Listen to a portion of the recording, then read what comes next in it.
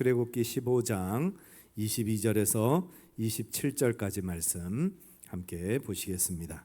구약 105면 출애굽기 15장 22절에서 27절까지 말씀입니다.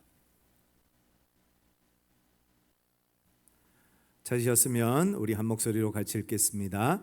모세가 홍해에서 이스라엘을 인도하매 그들이 나와서 수르 광야로 들어가서 거기서 사흘 길을 걸었으나 물을 얻지 못하고 마라에 이르렀더니 곧 물이 써서 마시지 못하겠으므로 그 이름을 마라라 하였더라. 백성이 모세에게 원망하여 이르되 우리가 무엇을 마실까 하매 모세가 여호와께 부르짖었더니 여호와께서 그에게 한 나무를 가르치시니 그가 물에 던지니 물이 달게 되었더라. 거기서 여호와께서 그들을 위하여 법도와 율례를 정하시고 그들을 시험하실세 이르되 너희가 너희 하나님 나 여호와의 말을 들어 순종하고 내가 보기에 의를 행하며 내 계명에 귀를 기울이며 내 모든 규례를 지키면 내가 애굽 사람에게 내린 모든 질병 중 하나도 너희에게 내리지 아니하리니 나는 너희를 치료하는 여호와임이라. 그들이 엘림에 이르니 거기에 물샘 12과 종려나무 70그루가 있는지라. 거기서 그들이 그 물 곁에 장막을 치니라. 아멘. 리처드 라이스가 쓴 깊은 고난이라는 책이 있습니다. 이 책에 보면 어떤 분이 직장에서 사장님이 만나자 해서 호출을 받아서 만남을 가집니다. 그랬더니 사장님이 하는 얘기가 아주 중요한 직책을 맡길 테니까 마음에 준비를 하고 있으라 라고 언지를 주었습니다.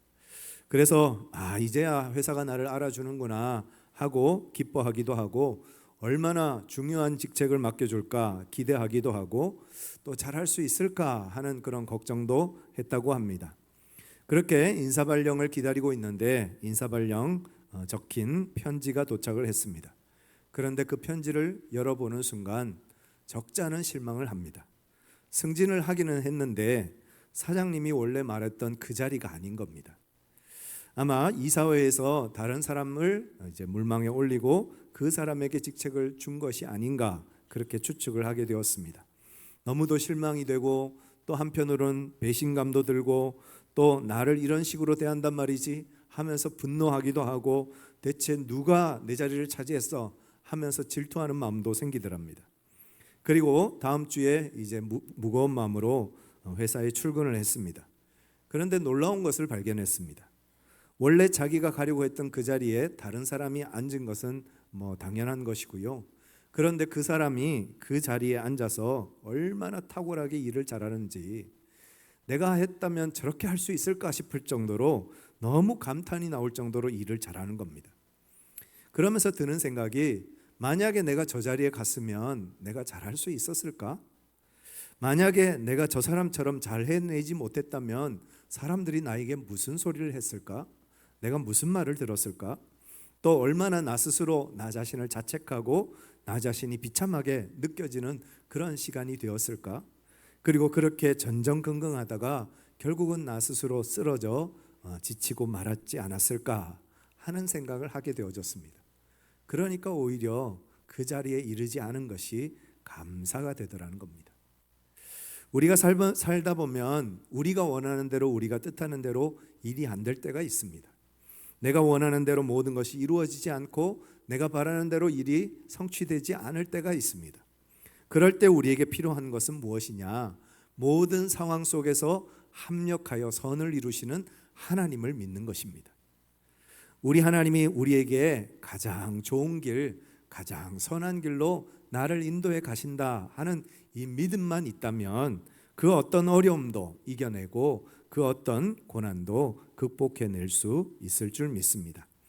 우리는 고난 없이 영광만 받으며 살기를 좋아합니다. 그러나 고난이 없는 영광은 없습니다. 고난이 반드시 나쁜 것도 아닙니다. 그리고 고난이 우리에게 많은 유익을 가져다 줄 때가 있습니다. 고난이 있기 때문에 성장하고 고난이 있기 때문에 성숙되어져 갑니다. 우리는 고난을 피하고 회피하는 사람이 아니라 그 고난을 넘어서는 사람 되기를 간절히 소망합니다. 뿐만 아니라 여전히 고난이 현실 속에 있을지라도 그 속에서도 하나님 앞에 감사함으로 그 고난의 이유와 고난의 목적이 무엇인가를 깨닫고 그 고난을 유익으로 바꿀 수 있는 저와 여러분들 되시기를 예수님의 이름으로 축원합니다. 우리 하나님은 우리를 고난을 통해서 영광의 자리로 인도해 가시는 분이십니다. 우리가 고난당할 때 우리 하나님은 우리를 버리시거나 떠나시는 것이 아니라 고난당하는 우리들과 함께 하십니다. 예수님이 십자가에서 고난당하실 때 하나님도 함께 하셨던 것처럼 우리가 고난당할 때 저와 여러분들과도 우리 주님은 함께 하십니다. 고난이 그냥 고난으로 끝나는 사람이 있는가 하면 고난이 축복이 되고 고난이 유익이 되고 고난이 영광이 되는 사람들도 있습니다. 저와 여러분들이 고난을 고난으로 끝내는 인생이 아니라 고난을 축복으로 만들어가는 믿음의 주인공 되기를 간절히 소망합니다. 그럼 우리가 어떻게 고난을 영광이 되게 하고 고난이 축복이 되게 할 수 있을까요? 어떻게 하면 고난이 그냥 고난으로 끝나지 않고 그것이 우리에게 유익으로 돌아올 수 있을까요? 오늘 말씀을 통해서 우리에게 주시는 첫 번째 말씀은 부르짖어 기도해야 한다는 것입니다. 25절 같이 한번 읽겠습니다. 모세가 여호와께 부르짖었더니 여호와께서 그에게 한 나무를 가리키시니 그가 물에 던지니 물이 달게 되었더라. 거기서 여호와께서 그들을 위하여 법도와 율례를 정하시고 그들을 시험하실세. 모세가 이스라엘 백성들을 데리고 출애굽해서 광야로 나아갑니다. 이스라엘 백성들은 하나님의 말씀에 순종하여서 광야에 나아가면 바로 이제 가나안 땅에 도착할 수 있을 줄 알았습니다. 그런데 그들이 도착한 곳은 젖과 꿀이 흐르는 가나안 땅이 아니라 척박하고 메마른 광야였습니다. 도저히 사람이 살 수 없는 곳, 모든 사람이 죽을 것 같은 그 메마른 광야에 하나님은 그들을 데리고 가셨고 그 메마른 광야길을 3일길을 걷게 하셨습니다. 샘이 없는 그 광야길을 걷다가 겨우 샘을 발견했는데 그 샘의 물을 떠서 마셨더니 물이 써서 먹을 수가 없었다는 겁니다. 그래서 그 샘의 이름을 마라, 쓰다라고 이름을 지었습니다. 하나님 믿고 죽음을 무릅쓰고 출애굽해서 홍해를 지나 이제 가나안 땅으로 나아가는 길을 걷고 있는데 3일 동안 그 광야에서 목마르고 배고프고 굶주리는 그 시간들을 보내고 그리고 이제 하나님의 은혜 안에서 그 우물, 그 샘을 발견했다 싶었는데 그 물을 마셔보니까 쓴물이어서 마실 수가 없는 것입니다. 그러자 이스라엘 백성들은 모세에게 원망하기 시작합니다. 마실 물을 내놔라. 목이 말라 죽겠다. 왜 우리를 이곳에 인도해서 이 고생을 시키냐 하고 아마 원망을 했을 것입니다. 인간적으로 볼 때 이스라엘 백성들이 불평하는 것은 어떻게 보면 당연하죠. 하나님께서 나오라 하셨으면 하나님께서 지켜주시고 보호하시는 은혜를 마땅히 경험하게 해주셔야죠. 하나님께서 출애굽하게 하셨으면 마땅히 가나안에 빨리 도착해서 그 가나안에서 평화롭게 행복하게 살게 해주셔야 되는 것 아니겠습니까? 그런데 하나님은 이스라엘 백성들을 수르 광야에서 3일 길을 걷게 하십니다.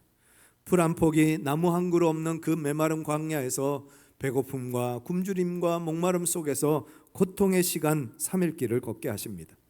그 고난의 시간이 지났으면 샘을 주시고 먹을 음식을 주시고 마실 물을 주셔야 되는 것 아닙니까? 그런데 어떻게 그 물을 마셨는데 그 물이 써서 먹을 수가 없는, 마실 수 없는 물을 하나님께서 허락하시느냐는 겁니다. 어떻게 보면 이스라엘 백성들이 원망하는 것은 당연한 것입니다. 그러나 당연한 것을 당연하게 하는 사람들이 있는가 하면 믿음의 사람들은 당연한 순간에도 원망하지 않고 오히려 하나님 앞에 부르짖어 기도하는 사람들입니다.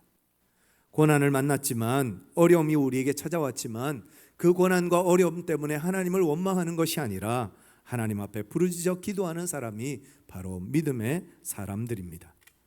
백성들은 원망했지만 모세는 하나님께 부르짖어 기도합니다. 고난 앞에서 원망하는 사람이 되지 말고 고난 앞에서 기도하는 우리 모두가 될 수 있기를 간절히 소망합니다.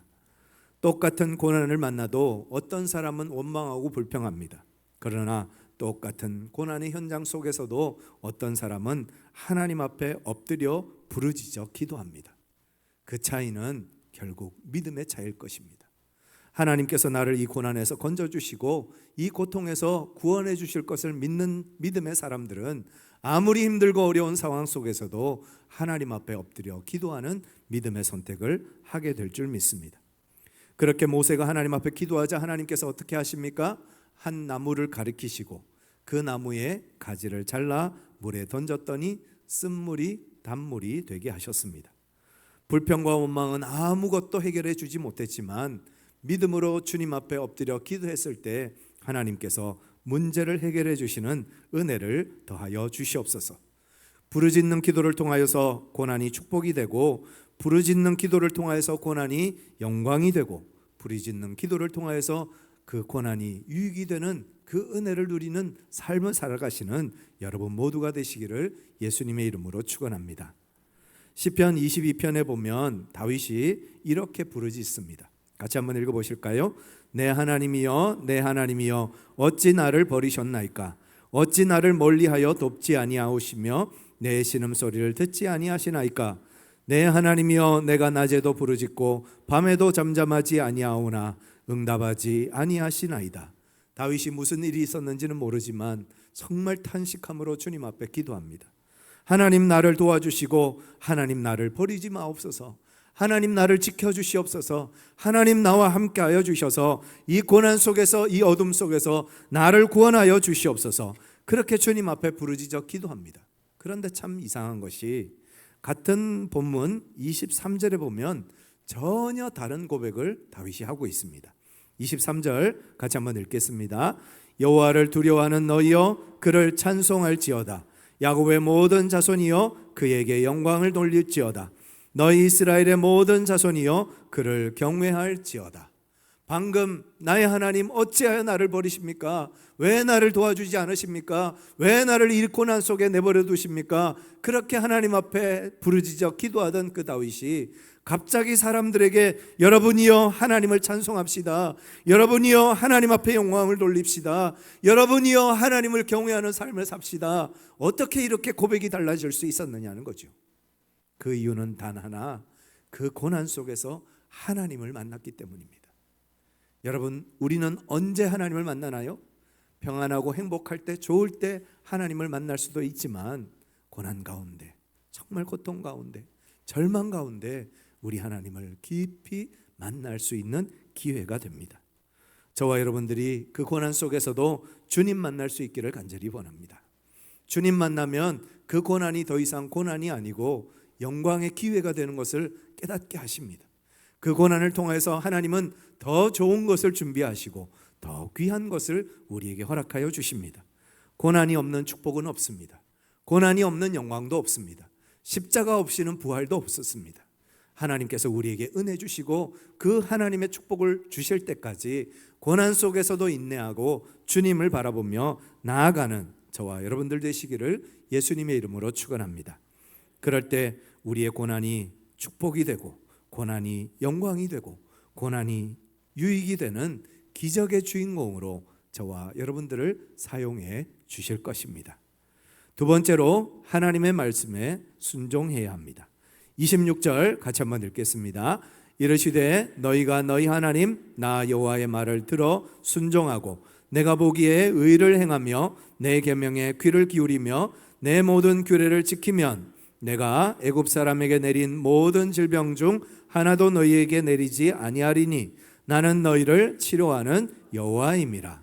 우리 하나님은 치료하시는 하나님이십니다. 우리 하나님은 고치시는 하나님이십니다. 우리 하나님은 위로하시는 하나님이십니다. 우리 하나님은 우리를 도우시는 하나님이십니다. 그런데 그 하나님의 도우심을 경험하려면 순종해 가야 한다는 것입니다. 순종의 삶이 복된 삶이고 순종의 길이 사는 길입니다. 우리가 모든 일이 잘 되고 형통할 때 순종할 수 있을까요? 모든 일이 잘 되고 형통할 때 순종하는 것은 사실 순종이라고 할 것도 없습니다. 마땅히 당연히 해야 하는 일이죠.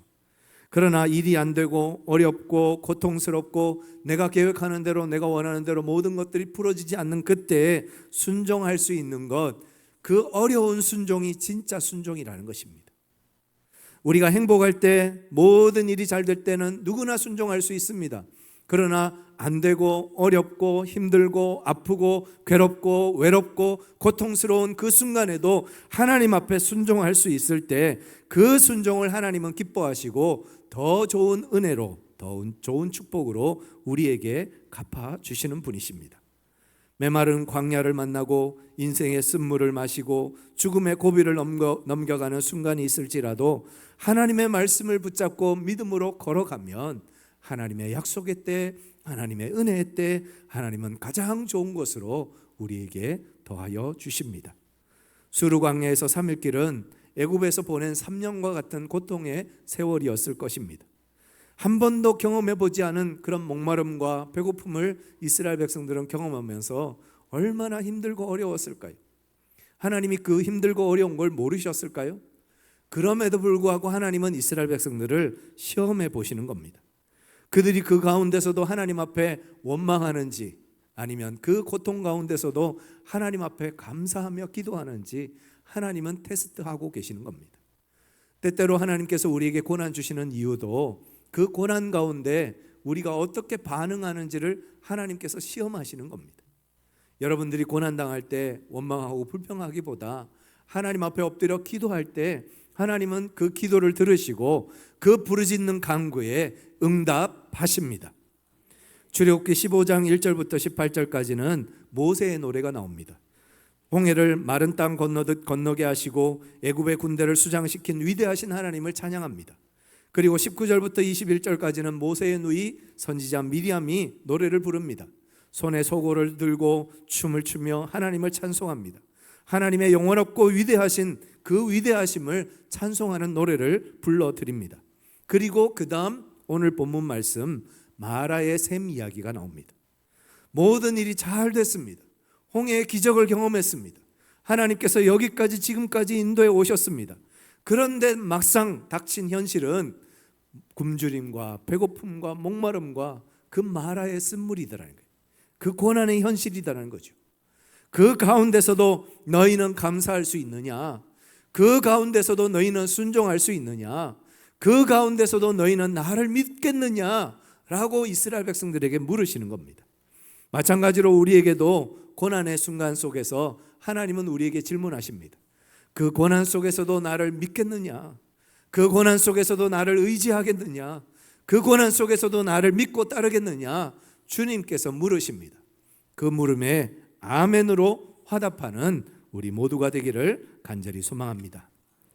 25절 하반절 말씀해 보면 거기서 여호와께서 그들을 위하여 법도와 율례를 정하시고 그들을 시험하실세 했습니다. 하나님은 그 광야를 통하여서 이스라엘 백성들을 시험하고 계셨고 그 마라의 쓴물을 통하여서 이스라엘 백성들을 시험하신 겁니다. 그들이 정말 하나님을 믿는지, 정말 하나님을 신뢰하는지, 정말 하나님을 믿고 따르고 있는지를 테스트하고 계신 것입니다. 우리의 삶에 찾아오는 그 하나님의 시험, 하나님의 테스트를 우리가 믿음으로 잘 이겨가는 우리 모두가 되기를 간절히 소망합니다. 그래서 하나님께서 예비하신 더 좋은 은혜를 누리며 사는 우리 모두가 되기를 간절히 축원합니다. 내가 고통당할 때 하나님은 어디 계신가? 라는 책에서 필립 얀시는 우리의 삶에 부르닥치는 이해할 수 없는 고난을 아무도 원하지 않는 선물이라고 부릅니다. 우리의 삶 속에 아무도 원하지 않는 선물이 우리에게 배달될 때가 있습니다. 고난받기를 누가 원하겠습니까? 고통받는 걸 누가 좋아하겠습니까? 그런데 때때로 하나님께서 그 원하지 않는 선물을 우리에게 주실 때가 있습니다. 그러나 그럴 때에도 우리는 하나님을 신뢰하면서 이 악을 선으로 바꾸시고 이 고통을 축복으로 바꾸시고 이 아픔을 영광으로 바꾸시는 하나님을 믿고 신뢰하는 저와 여러분들이 되어야 하겠습니다. 존 힉이라는 종교 철학자는 아무도 원하지 않는 그 선물이 바로 우리 영혼이 형성되어지는 기회라고 말합니다. 우리에게 고난이 있지만 그 고난 때문에 우리의 인격이 성장하고 그 고난 때문에 우리의 마음이 자라가게 되어지고 그 고난 때문에 우리의 신앙이 더욱더 예수 그리스도를 닮아가는 은혜를 누리게 하신다는 것입니다. 이용규 선교사님의 약속이라는 책에 나오는 이야기입니다. 선교사님이 인도네시아 자카르타에서 국제대학교를 섬기실 때 일입니다. 2023년 그때부터 갑자기 선교사님이 협박을 당하기 시작했습니다. 왜 협박을 당했느냐? 자카르타 국제대학교라는 이름을 짓고 교육부의 허가를 받아서 대학교를 시작을 했는데, 그런데 이와 비슷한 이름을, 유사한 이름을 어떤 교육 회사에서 먼저 등록을 시켜 놓은 거예요. 이름이 비슷하다 보니까 아마 그쪽에서 불편함을 느꼈던 것 같습니다. 그래서 변호사를 보내서 이 이름을 계속 쓰면 우리가 당신을 고발해서 당신을 감옥에 넣겠습니다 하고 협박을 했던 겁니다. 그 일로 이제 선교사님이 낙심이 찾아왔습니다. 올 게 왔구나, 드디어 고난이 찾아왔구나 하는 마음이 들더랍니다. 그리고 그 문제를 들고 하나님 앞에 기도하며 씨름을 합니다. 그런데 문제가 어디 금방 해결되나요? 오랫동안 그 문제를 가지고 씨름하면서 너무 힘들고 어려운 시간들이 지나가고 있었습니다. 그러던 중에 학교 후원 이사인 장로님 한 분이 대화를 나누다가 이런 여차저차한 이야기가 이제 전달하면서 감옥에 갈지도 모릅니다 하는 이야기를 그 장로님한테 이야기를 한 겁니다. 그러자 그 장로님이 하시는 얘기가, 아니 선교사님, 감옥 가면 안 되나요? 바울도 수시로 감옥에 가셨는데 오히려 선교사님이 감옥에 가면 중보기도도 더 많이 할 거고 후원도 더 많이 들어올 텐데 뭘 그렇게 걱정하십니까? 하는데 한편으로는 내심 막 되게 섭섭하더랍니다. 이 장로님이 내 형편은 생각지도 않고 지금 감옥 간도 된다 뭐 이런 얘기 하시니까 너무 서운한 마음도 있었어요. 그런데 가만히 묵상하다 보니까 그런 것 같아요. 아니, 내가 하나님의 영광을 위해서 복음을 전하다가 감옥 가면 어떻습니까? 오히려 그것이 영광의 메달 아닙니까? 하나님께서 그 때문에 더 칭찬해 주시지 않을까요? 그런 생각을 하게 되어지니까 그동안 자신이 두려워하고 걱정했던 그 모습이 얼마나 회개가 되는지 하나님 앞에 회개의 시간을 가졌습니다. 그리고 감옥에 대한 두려움이 사라지자, 그래, 감옥 갈 수도 있지. 그러나 그게 끝은 아닐 거야. 하나님께서는 다음 대안을 가지고 계실 테니까. 이런 믿음이 생기더랍니다. 우리 하나님은 우리에게 순종을 요구하십니다. 우리가 그 순종에 믿음으로 순종하고 반응할 때 때로는 하나님께서 우리를 고난에, 더 깊은 고난에 우리를 빠뜨리실 때도 있습니다. 그러나 중요한 것은 그것으로 끝이 아니라는 겁니다. 세상의 고난은 고난으로 끝나지만 우리 하나님이 주시는 고난은 고난으로 끝나지 않습니다. 예수님이 십자가 지시고 부활하셔서 승천하시고 하나님 보좌 우편에 앉으셔서 만왕의 왕, 만주의 주가 되신 것처럼, 그렇게 영광 받으신 것처럼 우리 예수 믿는 사람들이 고난당하지만 그 고난은 고난으로 끝나지 않고 그 뒤에 하나님의 놀라운 영광이 우리를 기다리고 있습니다. 이 땅에서 당하는 고난은 더 이상 아무것도 아닙니다. 하나님께서 우리에게 허락하실 그 영광에 비하면 이 땅의 고난은 아무것도 아니라는 믿음을 우리에게 허락하여 주십니다. 순종을 통하여서 고난을 이기시고 고난의 터널을 지나 주님께서 우리에게 허락하시는 그 영광의 자리에 이르시는 여러분 모두가 되시기를 예수님의 이름으로 축원합니다. 마지막 세 번째, 인내하며 하나님의 인도하심을 따라가야 합니다. 27절 같이 한번 읽겠습니다. 그들이 엘림에 이르니 거기에 물샘 12과 종려나무 70그루가 있는지라. 거기서 그들이 그 물 곁에 장막을 치니라. 이스라엘 백성들이 마라를 떠나 조금만 더 갔더니 엘림이 그들을 기다리고 있었습니다. 엘림은 물샘이 12개, 종려나무가 70그루나 있는 오아시스 중에 오아시스였습니다.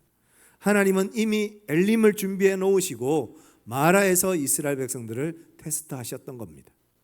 우리 하나님은 그런 분입니다. 하나님은 이미 우리에게 좋은 것을, 더 귀한 것을 주시기 위해서 준비해 놓고 계십니다. 그 과정에 때로는 우리를 마라의 샘물로 인도해 가시기도 하고 고난의 터널을 지나가게 하실 때도 있습니다. 그러나 그럼에도 불구하고 하나님을 의지하고 믿음으로 주님을 따라 걸어가면, 믿음으로 인내하며 주님의 때를 기다리면 하나님은 가장 좋은 때에 가장 좋은 것으로 우리에게 더하여 주십니다. 마라의 쓴물이 없었으면 엘림의 축복도 없었을 겁니다. 하나님께서 우리에게 주시는 그 고난이 있기 때문에 하나님께서 허락하시는 더 큰 영광을 우리가 누리게 될 것입니다. 한 부부가 있었습니다. 남편이 급성암에 걸렸습니다. 투병하는 과정이 참 힘들고 고통스러운 시간이었습니다. 그 옆에서 함께 간호하면서 함께 병간호를 하는 그 아내의 마음도 참 힘든 시간이었을 겁니다. 치열하게 암과 싸우면서 투병 생활을 했지만 결국 남편은 안타깝게 먼저 세상을 떠났습니다. 그래서 아내는 모두가 슬픔과 비통 속에서 매일매일 살아갈 거라고 예측을 했습니다. 그런데 이상하게 남편이 세상을 떠났는데도 아내는 매일 얼굴에 미소가 가득하고 기쁨 가운데 살아가더라는 겁니다. 그래서 왜 그런가 해서 물었습니다. 그랬더니 대답하기를 결혼해서 평생 부부로 함께 살면서 서로 먹고 살기 위해서 애쓰느라고 한 번도 정말 부부간에 정말 깊은 교제와 대화의 시간들을 가지지를 못했는데 남편이 암으로 인해서 고난과 고통 속에 있을 때 그때 남편과 나눴던 이야기들이 결혼 생활 전체를 통틀어서 나눴던 그 나눔과 교제보다 훨씬 더 깊은 교제와 나눔의 시간들을 가졌다는 거예요. 그리고 남편이 먼저 영원한 천국에 가서 나를 기다릴 것을 믿는 믿음이 있기에 다시 영원한 그 하나님 나라에서 다시 만날 약속이 있기에 비록 지금은 볼 수 없지만 그 영원한 천국에서 다시 볼 것을 기대하기에 그래서 기쁨으로 감사함으로 하루하루를 살아간다라고 고백을 하더라는 것입니다. 우리의 삶에 이해할 수 없는 고통이 찾아오고 이해할 수 없는 고난이 찾아올지라도 여러분 우리와 하나님은 함께 하고 계십니다. 우리가 고통당할 때 우리가 힘들 때 하나님 대체 어디 계세요? 무엇을 하세요? 왜 나를 도와주지 않으세요? 우리는 이렇게 얘기하지만 하나님은 한 번도 우리를 떠나신 적이 없습니다. 하나님은 늘 우리와 함께 하고 계십니다. 사실은 하나님이 우리를 떠나신 것이 아니라 우리가 하나님을 떠났지요. 하나님 바빠요. 너무 일이 많아요. 회사 일 때문에 안 돼요. 직장 일 때문에 안 돼요. 또 여러 가지 일들이 많아서 주님 가까이 할 수가 없어요. 교제할 수가 없어요. 그렇게 핑계대면서 주님과 멀어져 지내던 우리들이었지만 그럼에도 불구하고 하나님은 한 번도 우리를 떠나신 적이 없으십니다. 그 수르 광야에서 3일 길 걷는 그 이스라엘 백성들과 하나님은 한 번도 단 1분 1초도 떠나 계신 적이 없었습니다. 그와 같이 우리와 늘 함께 하시는 그 하나님을 믿고 신뢰하는 저와 여러분들 되시기를 예수님의 이름으로 축원합니다. 주의 인자는 끝이 없고 그의 자비는 무궁하며 아침마다 새롭고 늘 새로우니 주의 성실이 금이라 성실하신 주님. 이스라엘 백성들이 광야 40년 걷는 동안 하나님은 단 한 번도 그들을 떠나신 적이 없습니다. 우리의 삶에 단 한 번도 하나님은 우리를 떠나신 적이 없으십니다. 어느 건물 입구에서 꽃을 파는 한 할머니가 계셨습니다. 그 할머니는 얼굴에 주름도 많고 옷차림도 허름한 그런 분이었습니다. 그런데 표정만큼은 늘 밝고 주위 사람들에게 얼마나 상냥하신지 이분을 만나는 사람들이 다 그분 때문에 행복해지고 기뻐하는 그런 분이었습니다. 한 번은 그 건물의 건물주가 할머니에게 물었습니다. 할머니, 무슨 좋은 일 있으세요? 어떻게 그렇게 늘 표정이 밝고 행복하세요? 하고 물었습니다. 그러자 할머니가 제 걱정거리를 트럭에 담으면 아마 트럭 100대 분량은 될 겁니다. 그만큼 걱정할 건 많다는 거죠. 그러자 건물주가 아니 그런데 어떻게 표정이 그렇게 항상 밝으세요? 비결이 뭐예요? 하고 물었습니다. 그러자 할머니가 하시는 얘기가 무슨 특별한 비결이 있는 건 아니고요. 그러나 저는 고난과 고통이 찾아오면 예수님께서 무덤에 머무셨던 그 사흘을 생각합니다. 그 사흘 동안 무덤 속에 계셨던 그 예수님을 묵상하고 생각하면서 그렇게 사흘을 지나고 나니까 걱정하고 고민하고 힘들어했던 그 모든 것들이 사흘만 지나고 다 지나가고 다시 사흘 만에 새로운 해가 뜨더라고요. 그렇게 얘기하시더란 겁니다. 우리가 고통받고 힘든 그런 시간들을 보낼지라도 사흘이 지나면 다시 광명한 해가 뜰 것입니다.